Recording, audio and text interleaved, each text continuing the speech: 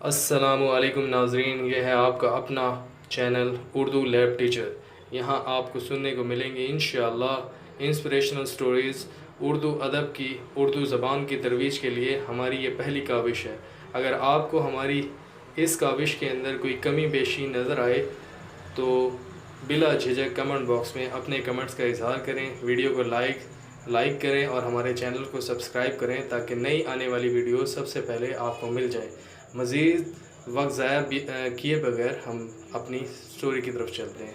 کا تعلق ایک جیب تراش خاندان سے تھا۔ اس کی دادی بھی بسوں میں اپنے برگا کی ٹوپی میں بنی جیبوں میں خواتین کے پرس سے نکالے ہوئے پیسے چھپا لیتی تھی۔ اگر کبھی کوئی عورت شور مچاتی اور کنڈکٹر اور ڈرائیور اس کی تلاشی لیتے تو اس کے تھیلے سے کچھ بھی برآمد نہ ہوتا۔ جب دادی بوڑھی ہو گئی اور اس کا ہاتھ کانپنے لگا تو اس نے گھر میں برتن دھونے کی نوکری کر لی، مگر پھر بھی وہ کبھی کبھی ہاتھ کی صفائی دکھا جاتی تھی۔ صغیرہ کی ماں جو بہت گھیردار شلوار پہنتی تھی، اس کی بیلٹ کے پاس زپ کے ساتھ اس نے جیب لگائی ہوئی تھی۔ اس میں وہ عورتوں کے پرس میں رکھے چھوٹے موٹے زیور اور پیسے چرا کر رکھ لیتی تھی۔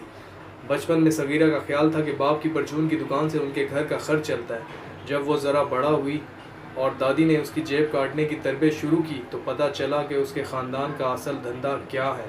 اس کی انگلیاں لمبی تھی جو جیب تراشی کے لیے آئیڈیل تھی۔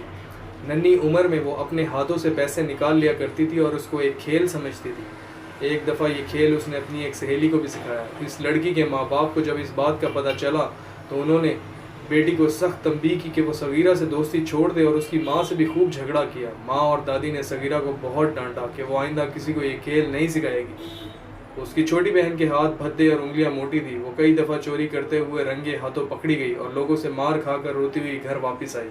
ماں نے اس کو اس بات پر مزید مارا کہ وہ کیوں پکڑی گئی۔ اپنی مخروطی انگلیوں اور پتلے پتلے ہاتھوں کی وجہ سے صغیرہ اپنے فن میں مشاق تھی۔ صغیرہ کو پڑھنے کا شوق تھا تو اس کے والدین نے کالج میں پڑھنے کی اجازت اس شرط پر دی کہ وہ شروع ماہ میں جب کالج میں فیس جمع کرانے کا وقت ہوتا ہے تو لڑکیوں کے بیگ سے فیس کی رقم چرا لیا کرے گی۔ بس اور ویگن میں کالج کے یونیفارم میں ہونے کی وجہ سے کوئی اس پر شک نہیں کرتا تھا، اور کالج کی کینٹین میں اپنی سہیلیوں کو کھلانے پلانے کی وجہ سے لڑکیاں اس کو امیر گھر کی فرد سمجھتی تھیں۔ کالج کے زمانے میں ایک بار اس نے ایک ایسی لڑکی کی کتابوں سے پیسے چرائے جو آخری تاریخ کو فیس جمع کرانے آئی تھی۔ اس لڑکی نے رو رو کر برا حال کر لیا اور اس کی غریب ماں نے تو راتوں کو سلائیاں کر کے یہ رقم جمع کی تھی۔ صغیرہ کو اس پر ترس آ گیا۔ وہ اس کو تھوڑی دیر انتظار کرنے کا کہہ کر قریبی بینک چلی گئی اور نوٹ بدلوا کر لے آئی۔ یہ رقم اسے فیس ادا کرنے کے لیے دے دی، جبکہ یہ اسی غریب کی رقم تھی۔ کلاس کی لڑکیوں نے اسے تحسین کی نظر سے دیکھا اور تعریف کرنے لگی کہ اس نے ایک غریب لڑکی کی مدد کی۔ جب یہ بات اس نے ڈرتے ڈرتے اپنی ماں کو بتائی تو گھر میں طوفان آ گیا۔ ماں نے اسے خوب مارا کہ اگر ہم ایسے ہی ترس کھا کر کمائی ہوئی رقم واپس لوٹاتے رہے تو پھر کھائیں گے کہاں سے۔ گھر والوں نے یہ کہہ کر اسے کالج سے اٹھا لیا۔ وہ شریف لڑکیوں کے ساتھ رہ کر بگڑتی جا رہی ہے۔ اب اسے اتوار بازار میں ٹوکری دے کر بھیج دیا جاتا کہ وہ وہاں آنے والی عورتوں کے بٹوے چرائے۔ صغیرہ کا بھائی اپنے فن کا زبردست ماہر تھا۔ اس کا کہنا تھا کہ میرا بھائی تو آنکھوں سے کاجل کو ایسے چرا لے کہ آنکھوں والوں کو پتہ نہ چلے۔ اپنی شادی کے دن نکاح کے بعد جب لوگ دولہے کو مبارکباد دینے آئے تو اس نے کئی لوگوں کے بٹوے اڑا لیے تھے اور اسی طرح اپنے ولیمے کا خرچ نکال لیا تھا۔ صغیرہ کا گھرانہ خاندانی جیب کترا نہ تھا، اس کے باپ کی پرچون کی دکان تھی جو چلتی نہ تھی۔ گھر میں آئے دن فاقوں کی وجہ سے پریشانی ہوتی تھی۔ تبھی اس کے باپ کے ایک دوست نے جو جیب کترا تھا اس کو یہ فن سکھا دیا۔ اس نے یہ فن اپنی ماں، بیوی اور بچوں میں منتقل کر دیا۔ صغیرہ جانتی تھی کہ جرم وہ دلدل ہے کہ ایک دفعہ جو اس میں پھنس جاتا ہے وہ اندر ہی اندر دھنستا چلا جاتا ہے۔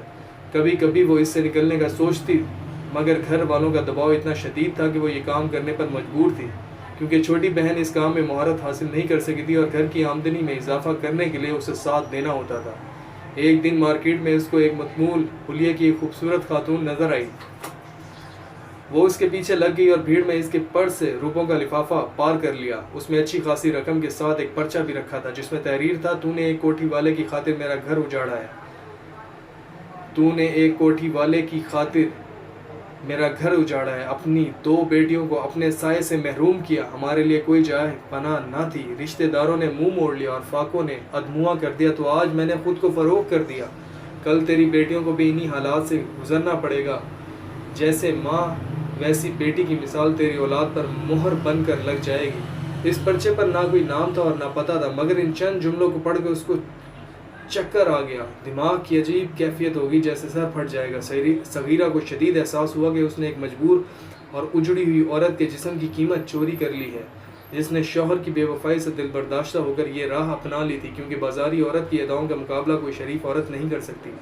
جیب کاٹنے والی عورتیں شریفانہ زندگی گزارتی ہیں، وہ جسم فروخت نہیں کرتی۔ اس پرچے نے صغیرہ کے ذہن کو بدل کر رکھ دیا، شاید کہ وہ فطرت سے ایک حساس دل لے کر پیدا ہوئی تھی۔ اس نے گھر والوں سے کہہ دیا کہ چاہے اب جان سے مار دو، مگر میں آج کے بعد ہرگز کسی کا پرس صاف نہ کروں گی۔ اس کے بھائی نے، جو ملازمت کے سلسلے میں بحرین چلا گیا تھا، فون پر اسے بتایا کہ اسی طرح کا ایک خط اس کو بھی کسی کے بٹوے سے ملا تھا، جس میں کسی لڑکے نے اپنے بڑے بھائی کو لکھا تھا کہ اس نے اپنے دوستوں سے قرض لے کر والد کے کفن دفن کے پیسے جمع کیے ہیں، وہ جلدی سے پیسے بھجوا دے تاکہ مرحوم باپ پر سے بوجھ اتر جائے۔ یہ خط پڑھ کر بھی اس نے جیب کاٹنا نہیں چھوڑی۔ بحرین میں بھی ملازمت کے دوران اگر داؤ چل جائے تو جیب پر ہاتھ صاف کر لیتا ہے۔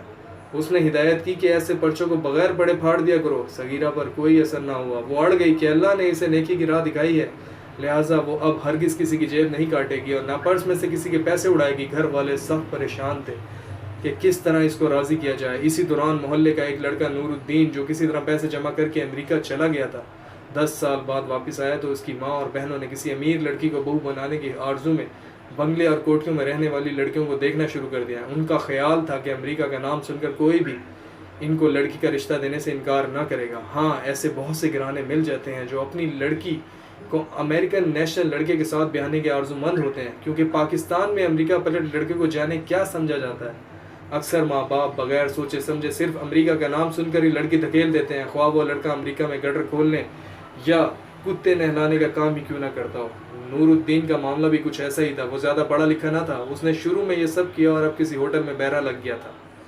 صغیرہ چونکہ اس کے محلے میں رہا کرتی تھی، وہ اکثر اسے دیکھا کرتا تھا۔ اس نے ماں سے صغیرہ کے ساتھ شادی کی خواہش کا اظہار شروع کر دیا۔ شروع میں ماں اور بہنوں نے نور الدین کو باز رکھنا چاہا، مگر پھر اس کی ضد سے مجبور ہو کر وہ صغیرہ کے گھر والوں سے اس کا رشتہ مانگنے چلی گئی۔